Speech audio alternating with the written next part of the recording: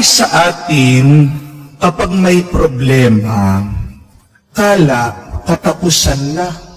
Agad-agad tayong nalulungkot, agad-agad tayong nadidepress, agad-agad tayong nasumusuko. Hindi po ba? Pero, kung may pananampalataya ka, mangingibabaw, mag-iiba ang iyong paniniwala, mag-iiba ang iyong mararamdaman. Kung may problema ka, pero malalim ang iyong pananampalataya, mauunawaan mo na ang problema ay hindi katapusan kung hindi umpisa ng grasya at biyaya ng Diyos. Amen?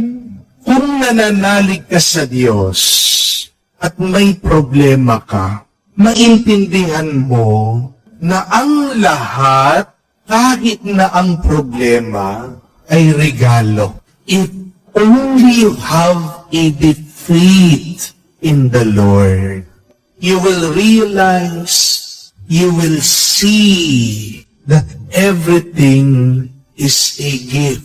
That is really the truth of this life. That everything is a gift. Say that to yourself every day. Whatever you are experiencing, say, realize, and understand, this is a gift. Magpasalamat ka sa Diyos. Ano man ang nararanasan mo, regalo yan sa iyo. Yan man ay sakit, yan man ay utang, yan man ay sirang relasyon, yan man ay pagkakamali mo, yan man ay hindi pagkakaintindihan pa rin sa pamilya, o yan man ay lungkot dulot ng kamatayan ng iyong minamahal. Lahat ng yan, regalo.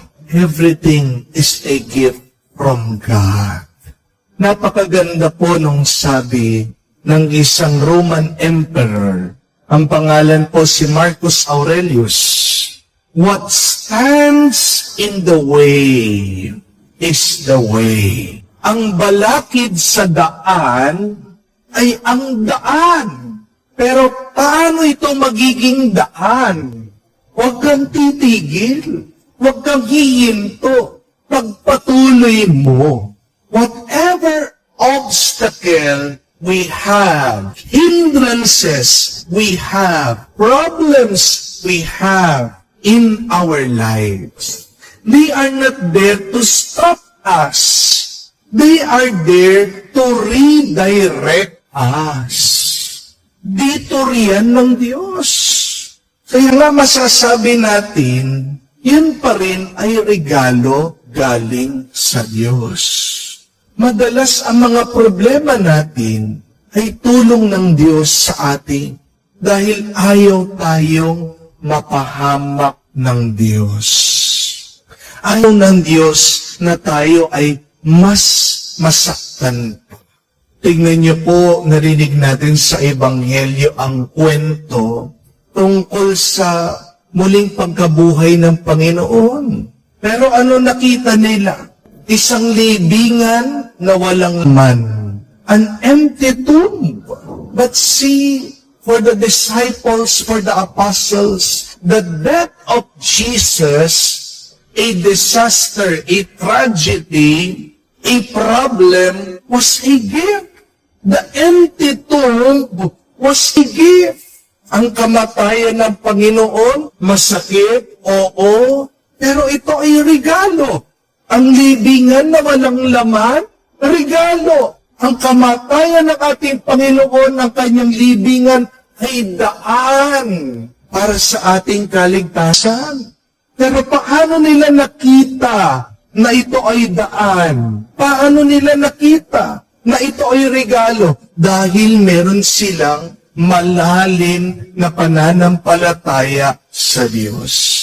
Nakita nila ng kamatayan at ang libingan na walang laman ay regalo dahil hindi sila nanatili doon. Hindi sila tumigil doon. Sila'y nagpatuloy.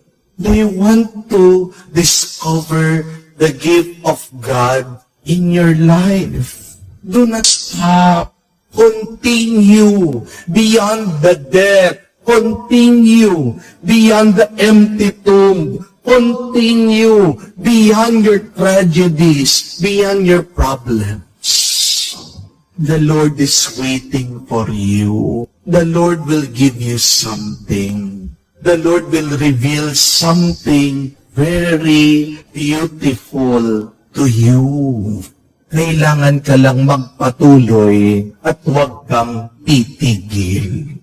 Mayroon pong dumating dito sa parokya. Hindi ko po siya kakilala. Nagpapasalamat kasama yung pamilya niya. Umiiyak agad.